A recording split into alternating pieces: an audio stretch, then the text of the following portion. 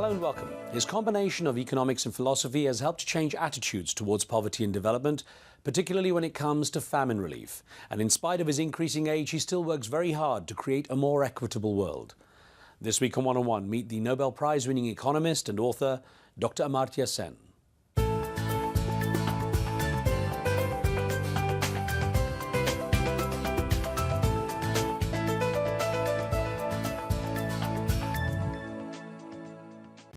He saw turbulent times through his childhood, including the creation of his nation, Bangladesh, after the partition of India's subcontinent. Amartya Kumar Sen followed in the family tradition of an academic career as a young man, having witnessed not only the partition but crippling famine a few years before. The questions it raised about the haves and have-nots led him to pioneer economic sciences that incorporated a strong element of philosophy, redefining the approach to developmental programs. Sen's books and written work soon established him as a leading mind in his field and earned him the Nobel Prize in Economic Sciences in 1998. His passion for helping the world's poor keeps him busy through his teaching, along with his third wife, Emma Rothschild, an economic historian herself. His pace of life suggests the renowned professor isn't planning to retire just yet. Professor Amartya Sen, great to speak with you, sir. Well, thank you for having me. I've got to ask you about this epithet some people use for you, Mother Teresa of economics. How do you feel about that? I think that it's the most idiotic remark imaginable. I don't know how it came on. I'm delighted you asked that question because I've seen it so often repeated. Makes not the slightest sense. Mother Teresa believed rightly in terms of her values in making great sacrifice in her life and dedicated herself doing it. I've never done very much sacrifice. I like good food, like good wine. I do want to do good in the world, but not by starving my flesh in any way, whatever. I think it's insulting to her. And the odd thing is, whenever I see it, it says, in India he is known as. But I don't think I'm known as that in India at all. I think exclusively an Anglo-Saxon folly. And if this program allows me to set the record straight, let me say that if I thought hard, I may be able to think of a more stupid comparison than that. But offhand, I can't think of a more stupid one than that. I gather your name, Amartya, means immortal, and that actually it was given to you, or at least suggested by another distinguished Nobel laureate, Rabindranath Tagore. Yeah, when you say another distinguished, extraordinarily more distinguished than anything I am. Yeah, he was a great poet, a great influence in our lives. I happened to be lucky because my family was quite close to him. And when I was born, he sent a little letter to my mother saying that he was very concerned that people go on repeating exactly the same name. We should be innovative, and here's a new name which nobody else had had. And he explained what the meaning of it was. And my mother and father thought it made a lot of sense. In the 2010 Time magazine list of the world's most influential people, you're among that list. I wondered to what degree that is some kind of vindication of your work, some kind of recognition of the importance of welfare economics, and perhaps a step in the right direction for, I guess, a greater humanity, a better understanding of our common humanity. Yeah. Well, I can't comment on the Time magazine list. I haven't got any idea how people are judged to be influential or not influential. But I must say I am pleased that compared with in the days when I was grumbling about things on which I got very little attention, like absence of gender equity, the kind of deep deprivation of women, South Asia in particular, but in general in the world, but also other issues getting more attention to education, healthcare, and so on, which I argued for it, then I got less attention than I do now. So that is pleasing for me. Let's trace your roots back to your ancestral roots, hail from Dhaka in Bangladesh, or now Bangladesh, actually Wari in old Bangladesh. Indeed. And you were born on a university campus, which I guess sort of foretold your future of spending a life pretty much on university campuses. Yes, I was surrounded by university campus. I was actually born in the university campus of Shantiniketan of Rabindranath Tagore. But my father and my grandfather taught in Shantiniketan. My father taught in Dhaka in Romna, that's where the university was. Dhaka University. So he was a professor of chemistry. But that was a movement from one campus in Santiniketan to another campus in old Dhaka. But you're right, the Wari and Ramna, these were very old parts of Dhaka, Tikatuli and so on. And actually, now that I go to the city, it's so different. Most of what we regarded as rural hinterland, agricultural land, is now, of course, very much the urban part of Dhaka. That's what's so interesting, is that you seem to have a wealth of academic culture in the family. Is that something that you were aware of from an early age? Yes, I think that's right, because I think teaching is something which I felt quite natural to me. I mean, I varied as to what I ought to specialize in. Initially Sanskrit, mathematics, then for a while physics, and then ultimately economics, and now increasingly philosophy. I didn't doubt that what I really wanted to be is a teacher. And that must have been the influence of the family to a great extent. The fact that not only that they were teachers, but they seemed quite happy to be teachers, actually. When you were 9 years old, you witnessed the Bengal famine of 1943, which took the lives of about 3 million people. What effect did that have on your young mind? Oh, it had a disastrous impact, because, you know, every famine is a very class-based famine. And it was surprising. I've never seen so many people dying, and dying for no reason that I could understand. But the other point was that I didn't know of a single person in our school or anywhere else, since they were middle-class schools, who were poor enough to die. So that it was some other people who lived in the same place.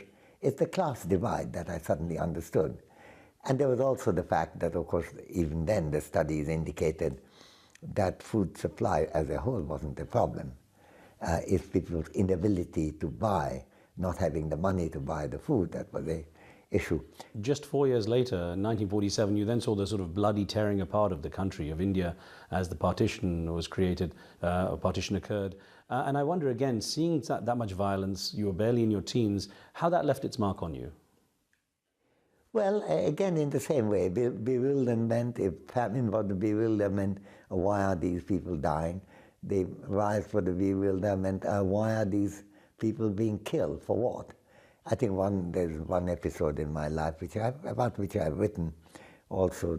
We lived in Wari, was a more primarily Hindu majority area, quite strongly Hindu majority, and there was a very poor Muslim man who had come to get a little income as a day laborer. This is Kadir. Kadir, exactly, that was his name.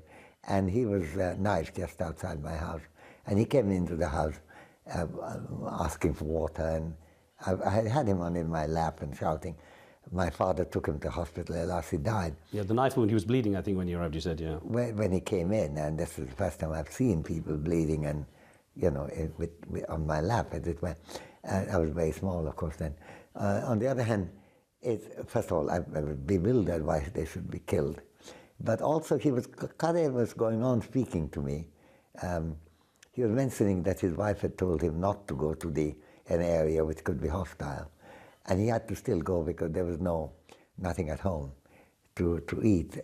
And it also suddenly make it easy for me to understand that why being economically deprived may make you deprived in other ways. Kadir may need not have come to a risky area, but for the fact that he did need the income to feed his family, his children, and his wife. So I think it gave me many lessons. The viciousness of identity politics. You know, people thought themselves as being subcontinental, Indian, Bengalis, and suddenly just to think of themselves nothing other than Hindus and Muslims, that came like a storm from nowhere. And then it disappeared by 2 or 3 years after partition. There was a lesson for me about the evil of single identity, and even why communitarian thinking is deeply flawed, but also a general sense that economic deprivation and social deprivation are closely linked. Now, is it that politicization of religion that you witnessed that essentially made you're essentially a self-proclaimed atheist? No, that I think was a more intellectual engagement. I'm not anti-religious, by the way. I'm not like Richard Dawkins who think that it's really a terrible thing. I think a lot of very good things in the world has happened thanks to religion. So I haven't got a hostility. But you know, it's a little unfair to blame religion for the politicized political exploitation of religion. It's a little, unfortunately, in the same way as blaming Islam for the extremism that's done in the name of Islam, because that's an extension, that's not part of the religion. I thought, in amongst all that studying you did, you were very academic from an early age. Did you have time for any hobbies, any mischief? Did you get up to any mischief? Oh, I think a reasonable amount of mischief. But yeah, certainly. I wasn't good at games. I did play all kinds of games. I was kind of passable batsman for a while in cricket. I was never a good bowler. I think I did play hockey for a while. But no, but my main interest already very early age became politics. And one thing I couldn't stand when people said students should never think about politics, they're concerned with study. That seemed to me as much of a stupid thought as imaginable, almost as stupid as saying that I am Mother Teresa of economics. It's the same level of inanity. I'm going to get on to what you did with that education in just a moment. We take a short break here. More one-on-one with Amartya Sen when we return.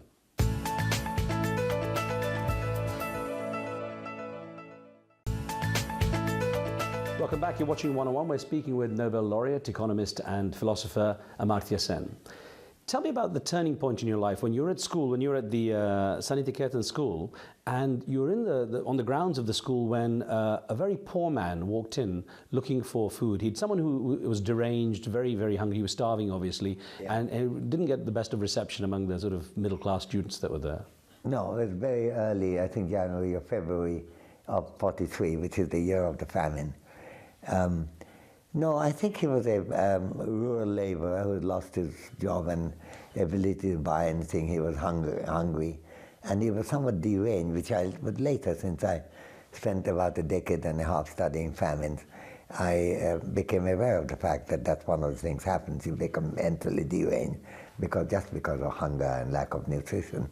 So he came, and of course the boys, some of the boys were particularly vicious, we thought, and we tried to protect the guy because we didn't understand what was happening. And then it soon became clear that this is the beginning of the famine, actually.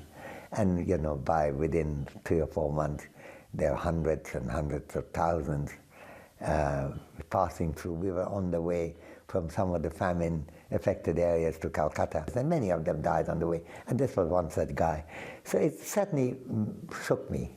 And if eventually, I mean, it had the impact of making me interested in politics. I was 9-year-old at that time, very strongly already. But then, ultimately, I did think, when I was attracted by the maths and physics thing, that economics would be a good thing to do because I wanted to understand why these things happen. So it played very much a role in that at that time. And it was that focus that eventually led to you winning the Nobel Prize in economics in 1998. I still don't know why I got the Nobel Prize. But to the extent that gives you a little bit more voice on other subjects, that is a welcome feature. There are a lot of very unwelcome features of Nobel as well. If you become prominent, and the Nobel makes you somehow prominent whether you not deserve it, of course, then you get a huge number of letters. And that's also why I had to go off my email, because when I saw that I was getting 200 or 300 email letters every day. For a while, it was even larger. It's just impossible to manage. So that way, life has become harder to manage, certainly. But, you know, one mustn't grumble. It's also, since I've never had much money, it also, the Nobel gave me some money to do 2 things I would have loved to have done, I did, namely to start a trust in India and one in Bangladesh, dealing with issues of elementary healthcare and elementary education and gender equality. So Nobel gives you some opportunity, so I mustn't grumble about it. Knowing some of your story, apart from best-selling books around the world, translated to more than 30 languages, more than 80 honorary doctorates and so on, it hasn't all been smooth sailing though, has it? You had your first marriage to an Indian scholar and writer from which you had 2 children, broke up in 1971 when you moved to London, and sadly your second wife, you were married 12 years, passed away in 1985 suddenly from stomach cancer. Mahbub al-Haq, your friend, then in 1998. How have you, through those tough times, what has given you the strength to remain optimistic?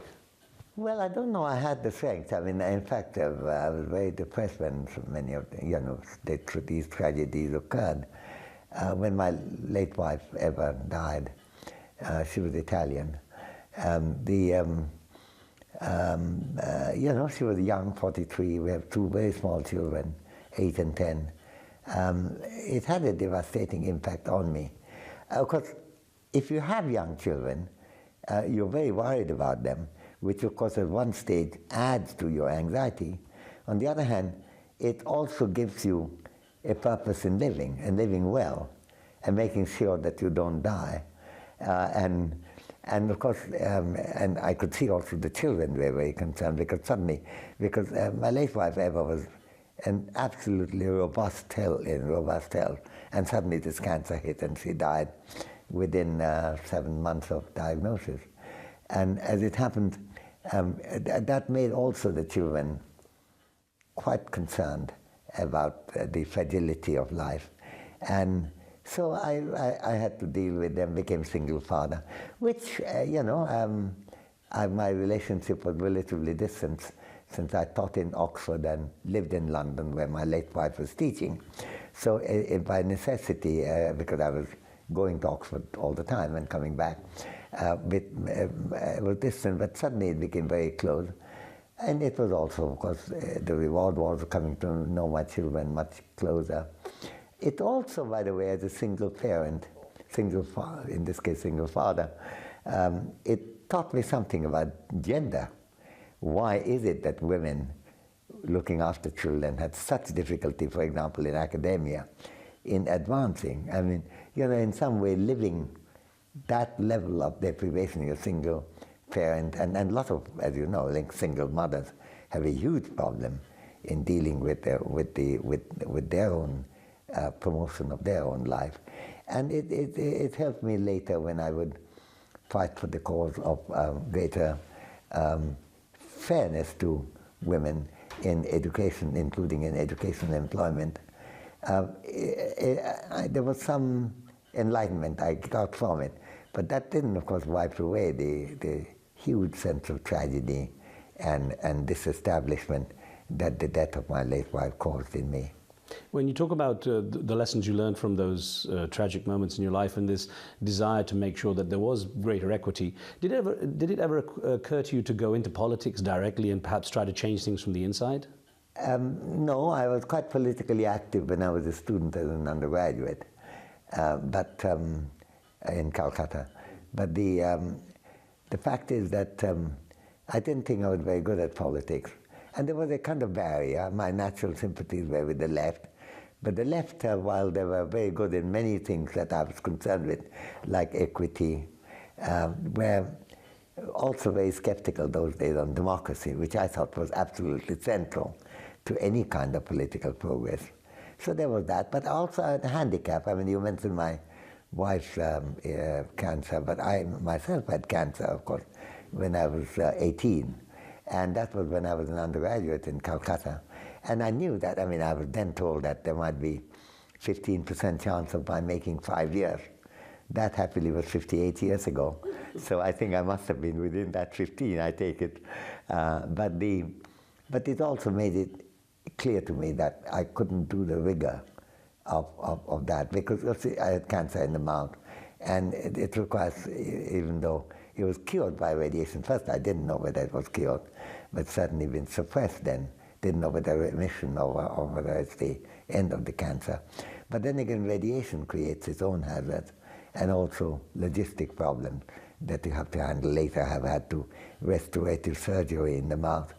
But all that meant that, in a sense, the kind of life that I could have dreamed of and which a politician has to, was not easier. And happily, academic life was very compatible with that. And so, since that was my first love anyway, so at least that was available to me, and I stuck to it. I've read that when people ask you how you relax, you say, I read a lot and I like to argue with people. I'm gathering it's a brave soul that would want to argue with you. No, nonsense. I hear such wonderful arguments, and there's nothing as pleasurable as hearing good arguments against what you have just said. It was very easy to argue with me because I get very impressed by good argument, and then I might be in a position when I'm ready to concede defeat straight away. How would you like to be remembered? What would you like your legacy to be? I don't know that I want particularly a personal legacy. I had a call the other day from Bangladesh. Somebody wanted to say that he wanted to make a museum in my name in Bangladesh. So I said, look, I'm very opposed to that. And he said, how opposed? I said, oh, well, very opposed. It would have to be over my dead body. To which he said, well, that will be a mausoleum then. I said, yes, but I don't want a mausoleum either. But once you die, there's no further time difference. The next year is not very different from the time when the solar system is gobbled up by some kind of collision of other systems, so that the time doesn't make any difference, and you can't be remembered anyway. I mean, this is complete vanity to think that you would be remembered, because the entire universe is going to go in that direction. But the fact is that life would go on, I think may go on, and the end of the collision course of the universe doesn't mean the end of the possibility of a future universe. So that gives me some satisfaction. But I think it would be so arrogant to think of some kind of a personal survival in terms of memory that I try to shun the thought quite sharply. In a practical sense, though, I guess being remembered, it would be anything but as the Mother Teresa of economics. That, yeah, that would be, yeah. It was good to think that when the solar system collapses, even that would go away.